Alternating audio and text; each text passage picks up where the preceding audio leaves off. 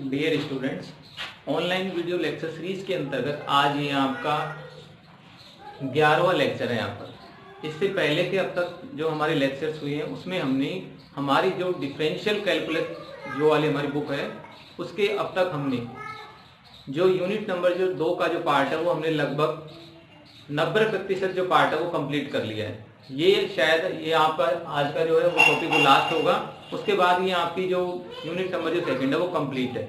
ठीक है, थोड़ा सा जो पार्ट है इसका पेडल इक्वेशन के अंतर्गत हो रहा है, उसको हम बाद में पढ़ेंगे यहाँ पर, वरना समय मिला तो इसके साथ साथ ही पेडल इक्वेशन को भी हम कंप्लीट कर लेंगे, क्योंकि एग्जाम में हमारे वहाँ पर पेडल इक्वेशन से भी क्वेश्चन आते हैं। यहाँ पर पार्शियल डिफरेंशिएशन से तो आएंगे, साथ के साथ जो पदिक समीकरण वाला जो आपका पार्ट है उसके अंतर्गत से भी हमारे क्वेश्चंस आते हैं, तो उसको भी हम साथ के साथ समय मिलेगा तो कंप्लीट करेंगे, अदरवाइज उसको हम बाद में देखेंगे वहाँ पर।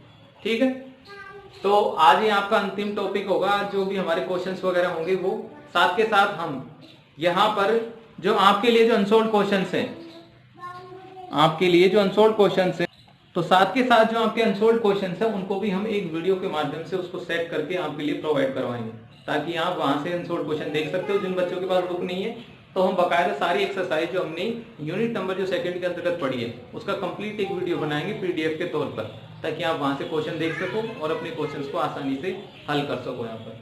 ठीक है, तो ये आपका आज का टॉपिक शायद लास्ट होगा इस वाली वीडियो के अंतर्गत जो हमारी यूनिट नंबर सेकंड थी उसके लिए, तथा जो एक्सरसाइज हमारी चल रही थी एक्सरसाइज नंबर 5 उसका भी ये अंतिम वीडियो होगा आज यहाँ पर।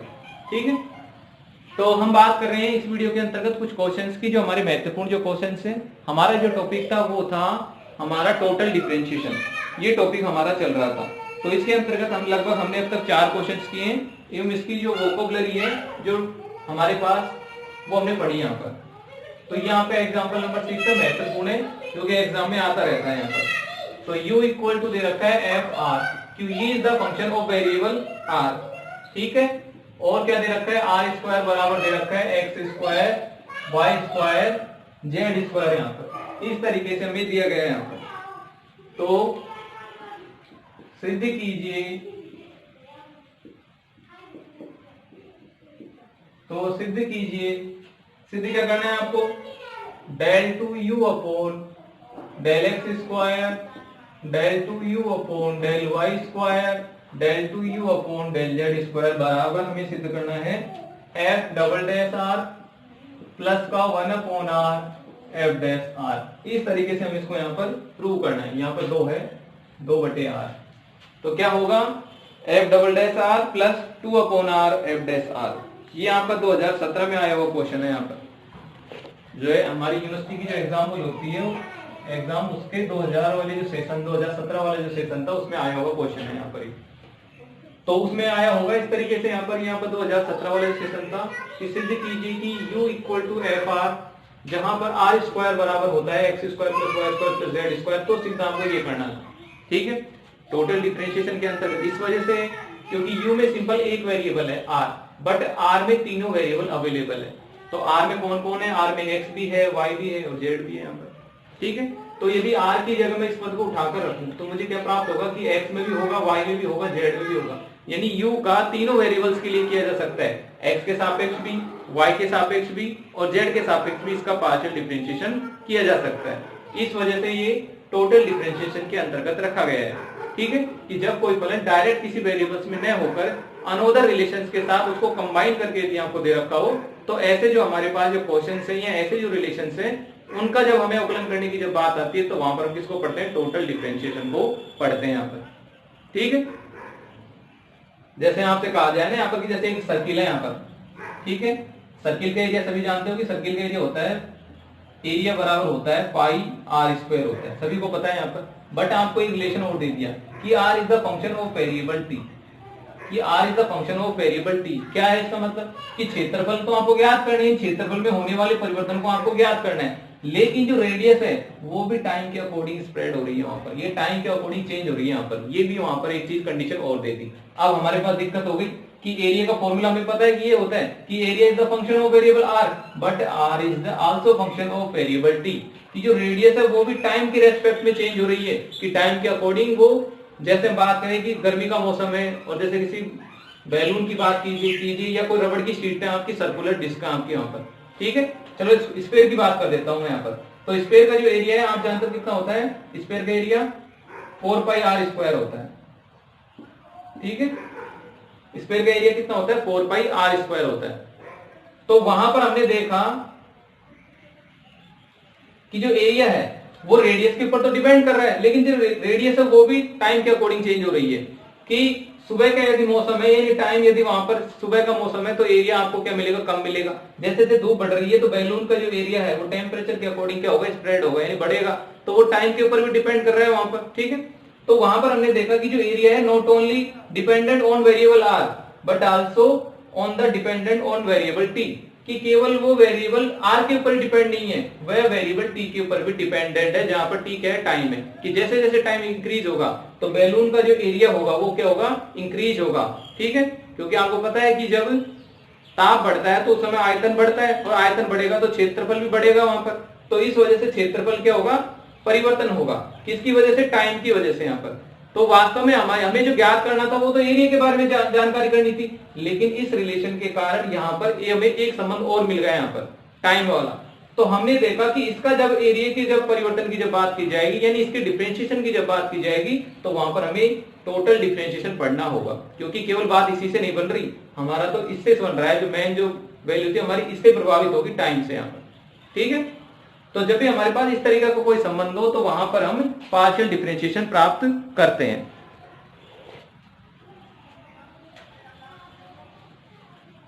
तो हमारे पास एक फंक्शन इस तरीके का दे रखा है कि u is the function of variable r but r is the function of variable x, y, z, कि r में तीनों के तीनों वेरिएबल्स अवेलेबल है यहाँ पर। तो पढ़ते हैं यहाँ पर। सबसे पहले हमें ये प्राप्त करना होगा, तो मैं यहाँ पे लिखता हूँ प्रूव, क्योंकि हमें प्रूव करना है यहाँ पर इसको।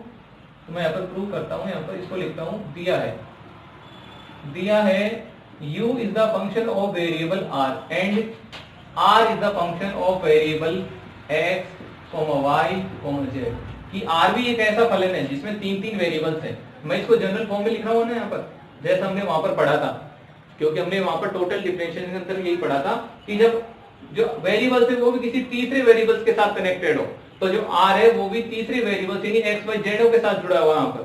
ठीक है, तो हमें प्राप्त करना है del U upon del X, तो मैंने लिखा del U upon del X. तो del U upon del X के लिए मुझे सबसे पहले इसका करना पड़ेगा क्या, r के सापेक्ष, तो लिख दिया del U upon del r। फिर देखा कि r किसके साथ जुड़ा हुआ है, x के साथ भी जुड़ा हुआ है, तो फिर मैंने किया dot del r upon del x। फिर मुझे किसकी जरूरत होगी, डेल r का x के सापेक्ष आंशिक अवकलन की जरूरत होगी। इसको मैंने कह दिया संबंध नंबर 1। ये एक रिलेशन है यहाँ पर, जहां पर मुझे इसकी जरूरत है, एक इसकी जरूरत है, दोनों चीजों की मुझे यहाँ पर जरूरत है। तो इसका तो मान आप जानते हो कि ये तो आपको जनरल फॉर्म में दिया है, तो इसका तो केवल डैश लग जाएगा, कुछ हो नहीं सकता, क्योंकि यहाँ पर अंदर आर स्क्वायर भी नहीं है, आर क्यूब भी नहीं है, ताकि आर की कुछ और टर्म्स भी आए, नहीं है ना बिल्कुल भी यहाँ पर। तो सिंपल ये आर है तो इसका तो कितना लग जाएगा, डैश लग जाएगा इसका तो, लेकिन इनकी आपको वैल्यू रखनी होगी यहाँ पर। ठीक है, तो करते हैं यहाँ पर। तो हमें चाहिए यहाँ पर, चूंकि हमारे पास है आर स्क्वायर बराबर है x square plus Y square plus Z square, differentiate किया विद रेस्पेक्ट टू एक्स, तो क्या आ जाएगा 2r del r upon del x is equal to 2x, 2 से 2 कैंसिल, r के साथ x के सापेक्ष कर रहे हैं तो बाकी के दोनों वेरिएबल क्या हो जाएंगे, 0। तो सिंपली हमें क्या मिलेगा यहाँ से कि डेल r अपॉन जो डेल x की वैल्यू है वो हमें क्या मिलेगी, x अपॉन r मिल गई यहाँ पर। तो x अपॉन r को उठाकर कहाँ रख दूंगा मैं, यहाँ पर। तो मेरे पास जो del u upon del x मुझे मिलने वाला था वो यहाँ से तो मुझे क्या मिलेगा f डैश r, लेकिन यहाँ से मुझे क्या मिलेगा डॉट x अपॉन r। लेकिन हमारा काम यहाँ तक नहीं बना, हमें नहीं दीजिए समीकरण को नंबर 2, और यहां देखा कि हमें तो द्वितीय कोटि का चाहिए, तो अगेन हमें समीकरण 2 का with respect to x partial differentiation करना होगा। पुनः समीकरण 2 का x के सापेक्ष आंशिक अवकलन, x के सापेक्ष आंशिक अवकलन करने पर, तो फिर से हम इसका x के सापेक्ष आंशिक अवकलन करेंगे, और करेंगे तो क्या प्राप्त होगा, यहां से हमारे पास हो जाएगा, ये तो हो जाएगा del 2u upon del x square. यहां से देखा पहले वाले का यदि करता हूं मैं तो क्या लिख दिया, f डबल डैश r कर दिया, क्योंकि जो भी होगा उसका हो जाएगा। फिर r का किया तो यहां से क्या मिलेगा, del r upon del x, क्योंकि इसका भी इसका पूरे का करना पड़ेगा ना, और यहाँ r है तो r का मैं फिर से किया तो कितना आ गया, del r upon del x, साथ के साथ किसको छोड़ दिया, x अपॉन r को। अब की बार क्या करना होगा, अब की बार पहले को छोड़ दिया, अब इसका करो इसका करोगे तो देखो आपने जैसे इसमें से ऊपर वाले को छोड़ दिया, ऊपर वाले को यदि किया तो उसका हो गया 1, यानी नीचे वाले को छोड़कर ऊपर वाले का किया तो कितना हो गया 1, बीच में माइनस का चिन्ह आ गया। फिर अब की बार आपने ऊपर वाले को छोड़ दिया, नीचे वाले का किया तो कितना आ गया del are upon del X आ गया। और जो भी हर में होता है उसका क्या हो जाता है स्क्वायर, तो स्क्वायर कर दिया। यानी नियम कौन सा लगाया हमने, जो u अपॉन v वाला जो नियम होता है डिफरेंशिएशन के अंतर्गत, वो हमने यहाँ पर लगाया। किसी को कोई दिक्कत नहीं होगी यहाँ तक समझने में? ठीक है, अब आगे बढ़ते हैं यहाँ पर। तो यहां से हम देखते हैं इसको, तो यहां से हम इसको देखें तो हमें क्या मिलेगा आगे, हमारे पास होगा, देखो जो जो मान हमारे पास उपस्थित है उनके रख लो। तो del are upon del x का मान हमने पहले ही याद किया था, वो कितना आया था एक्स अपॉन आर, तो एक्स अपॉन आर यहाँ आ जाएगा, एक यहाँ आ जाएगा, और बाकी को सोल्व करके लिखेंगे यहाँ पर। तो मैंने यहाँ इसको सोल्व किया, तो del two you upon del x square बराबर होगा F double dash r, del are upon del x की वैल्यू क्या आ गई एक्स अपॉन आर, तो यहां से हो गया x square upon are square. फिर मुझे मिला एफ डैश आर, तो क्या लिख दिया एफ डैश आर, यहां से आ जाएगा आर माइनस ये, तो क्या आएगा आर माइनस क्या होगा आगे की टर्म्स यहाँ पर, तो आगे की टर्म्स दिखाई नहीं देगी, तो इसमें इसको नीचे लिख देता हूँ थोड़ा, यहाँ पर आगे की जो टर्म्स होंगी वो कहाँ लिख दिया मैंने नीचे, तो यहाँ छोटा करके लिखता हूँ थोड़ा सा इसको मैं यहाँ पर, कि एफ डैश आर तो लिख ही दिया, तो आगे हमारे पास आ जाएगा आर माइनस दिखाई दे रहा है क्या, हाँ ठीक है, तो आगे आ जाएगा r minus x r upon x, x तो जो कहते हो, और del are upon del x की वैल्यू हमें पता है क्या होती है एक्स अपॉन आर होती है, हमने इसको रॉन्ग लिख दिया एक्स अपॉन आर, और नीचे क्या आ जाएगा आर स्क्वायर किसके साथ आएगा अंतिम पद के साथ, यानी इसके साथ नहीं आने वाला, केवल इसके साथ आने वाला है आर स्क्वायर। सोल्व करो, f double dash r x square upon are square plus f dash r, यहाँ इसको सोल्व किया तो ये हो गया एक्स स्क्वायर, यहाँ हो गया आर स्क्वायर, यहाँ तो क्या हो गया आर स्क्वायर, यहाँ क्या हो गया एक्स स्क्वायर, तो r square minus x square divided by r cube, ये हमारे पास और आ गया। यहाँ से मैंने आर स्क्वायर का मान लिख दिया, आर स्क्वायर का मान कितना होता है x square plus Y square plus Z square, तो जब उसका मान रखूंगा तो एक्स स्क्वायर हट जाएगा, तो मुझे क्या मिला यहाँ से मुझे मिला, चाहे इसको यहीं तक रहने दो, इतना भी बहुत है, जब आगे में जरूरत होगी उस हिसाब से इसको कैंसिल कर लेंगे, तो ये आ जाएगा मेरा संबंध नंबर 3, यानी समीकरण नंबर 3 मुझे प्राप्त हो जाएगा। अब आगे देखो, जैसा x है, यानी x की भी 2 पावर हो रही है वो भी एडिशन के रूप में, y की भी 2 पावर हो रही है वो भी एडिशन के रूप में, z की भी 2 पावर हो रही है वो भी एडिशन के रूप में, तो आगे यदि मैं करूं तो बाकी की जो टर्म्स होंगी वो भी मुझे इसी प्रकार मिलेंगी, तो मैंने क्या लिखा इसी प्रकार del two you upon del Y square, कि जब मैंने इसका y के सापेक्ष किया तब, जब x के सापेक्ष करते हैं तब यहाँ एक्स स्क्वायर आता है और यहाँ एक्स स्क्वायर घट जाता है, बाकी देखो r के पद आ रहे हैं जिनमें कोई चेंजेस नहीं होता, तो एफ डैश आर जब y के सापेक्ष करूंगा तो यहाँ वाई स्क्वायर आ जाएगा, नीचे आर स्क्वायर आ जाएगा, एफ डैश आर यहाँ कितना आ जाएगा r square minus y square and divided by r cube, ये आ जाएगा आपका 4 नंबर, ठीक है। और आगे यदि बढ़ाएं इसको तो del two you upon del Z square बराबर F double dash R dot Z square upon are square plus यहाँ कितना आएगा एफ डैश आर, यहाँ आ जाएगा क्या आपका r square minus z square divided by r cube, ये आ जाएगा आपका 5 नंबर। तो 3, 4 तथा 5 को जोड़ने पर, तो यहां मैंने लिखा समीकरण 3 प्लस 4 प्लस 5, ठीक है। 3, 4, 5 को यदि मैं जोड़ता हूं तो मुझे क्या मिलेगा, del two you upon del x square, del two you upon del Y square, del two you upon del Z square बराबर, सभी में देखो पहले पदों में एक तो F double dash are common आ रहा है, एक 1 अपॉन आर स्क्वायर कॉमन आ रहा है, तो इसको लिख लिया, एफ डबल डैश आर को कॉमन ले लिया और क्या कॉमन आ रहा है उसको ले लिया हमने यहाँ पर, तो दूसरा पद हमें कॉमन जो मिल रहा था वो क्या मिल रहा था, नीचे से आर स्क्वायर लिख लो, आर स्क्वायर अंदर क्या रहा यहाँ पर, एक जगह रहा एक्स स्क्वायर, एक जगह रहा वाई स्क्वायर, एक जगह रहा जेड स्क्वायर, छोड़ दो इसको, आगे चले, आगे देखें यहाँ एफ डैश आर कॉमन आ रहा है, नीचे से आर क्यूब, तो प्लस का साइन लगा के मैंने यहां लिखा f dash r divided by r cube. अंदर क्या क्या आ रहा है देखो, एक जगह आ रहा है आर स्क्वायर, दूसरी जगह भी आर स्क्वायर, तीसरी जगह भी आर स्क्वायर। तो इन तीनों पदों को जोड़ूंगा तो मुझे 3 आर स्क्वायर मिलेंगे।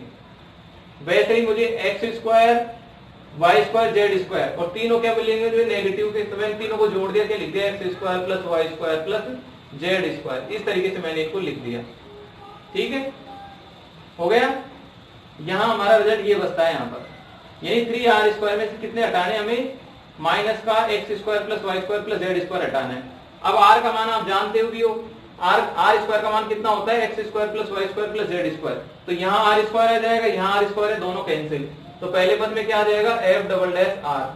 दूसरे पद में देखा f dash r upon r cube तो है ही। यहां से देखा कि यहाँ से आर स्क्वायर जाएगा तो कितने बचे, 2r स्क्वायर। 2r स्क्वायर में से भी हमने आर स्क्वायर से आर क्यूब वाले पद को जब काटा तो हमारे पास यहाँ तो भी मैं लिख देता हूँ 2r स्क्वायर शेष है यहाँ पर। ठीक है, 2r स्क्वायर शेष है। लेकिन जब मैं इसको और आगे थोड़ा सोल्व करता हूं तो मुझे क्या मिलेगा, यहाँ पर f double dash are plus 2 upon r, और यहां आ जाएगा एफ डैश आर। इस तरीके से मुझे परिणाम प्राप्त होगा जो कि मुझे चाहिए था। यहाँ पर यही तो हमें सिद्ध करना था यहाँ पर, तो यही हमारा क्या होगा, रिजल्ट होगा। तो इस तरीके से हम क्वेश्चन में जैसा दिया गया है वैसे वैसे आगे बढ़ते चलेंगे। तो ऐसा करने पर हमारा जो क्वेश्चन है वो कंप्लीट हो जाएगा और हमें एक रिजल्ट की क्या होगी, प्राप्ति होगी। तो एक बार आप नोट कीजिए, फिर चलते हैं नेक्स्ट क्वेश्चन की ओर।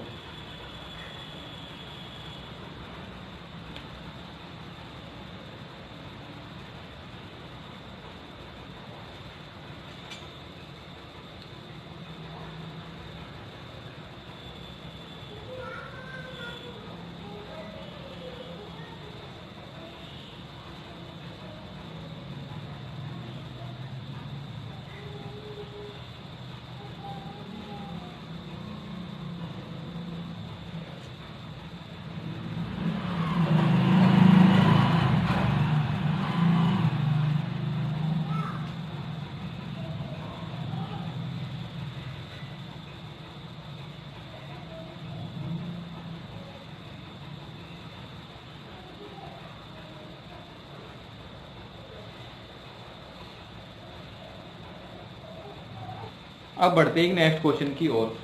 तो नेक्स्ट क्वेश्चन हमारा है question number 6, unsolved question number 6 exercise का।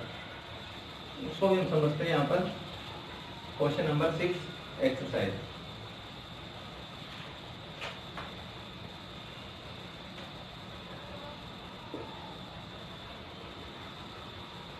यहां पर दे रखा है यदि वक्र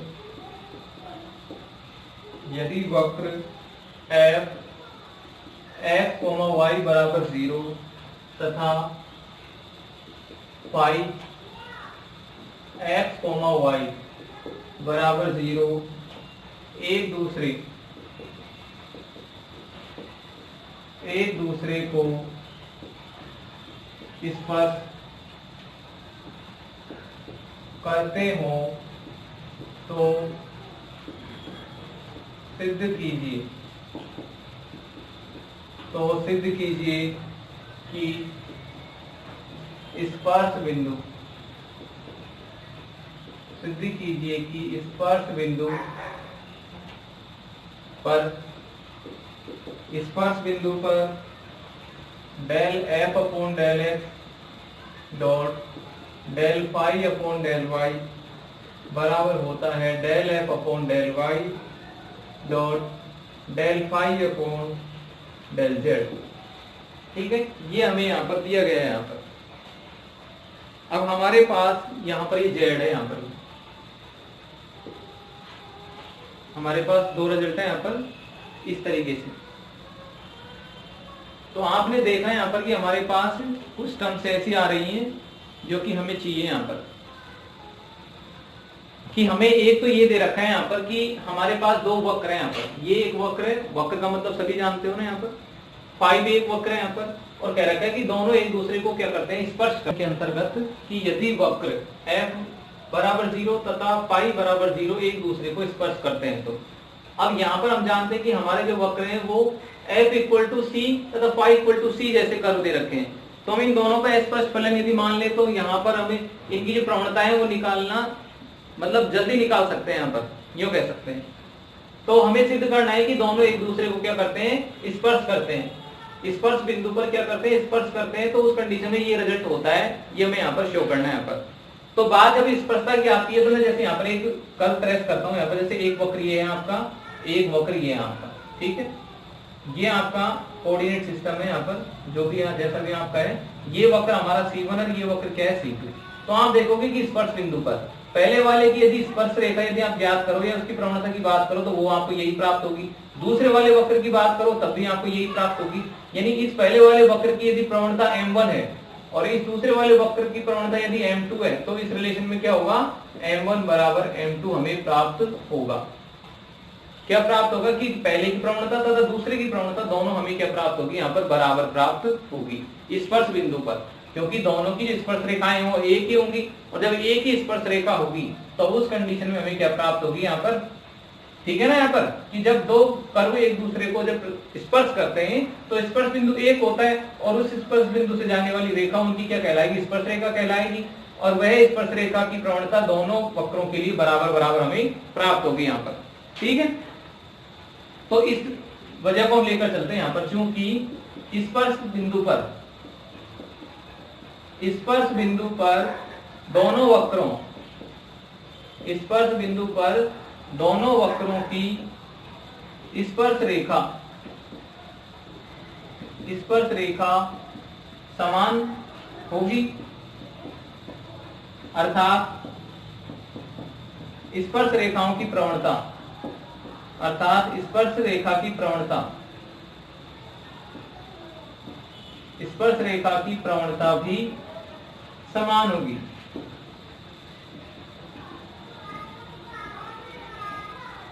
यदि f(x), तो यहां हमने आगे क्या किया, अर्थात स्पर्श रेखा की प्रवणता भी क्या होगी, समान होगी।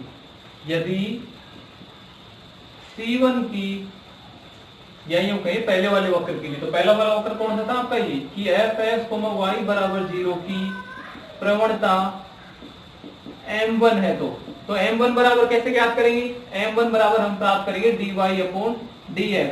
और dy/dx स्पर्श फलनों के लिए हम कैसे प्राप्त करते हैं, माइनस का ∂f/∂x डिवाइडेड बाई ∂f/∂y, इस तरीके से। तथा फाई x, y बराबर 0 की प्रवणता m2 बराबर m2 हो तो m2 को कैसे लिखेंगे, ये भी आपकी क्या होगी, dy/dx ही होगी, क्योंकि यहाँ पर भी वेरिएबल क्या है, x, y है। बराबर ये कैसे प्राप्त होगी कि ∂φ/∂x एंड ∂φ/∂y।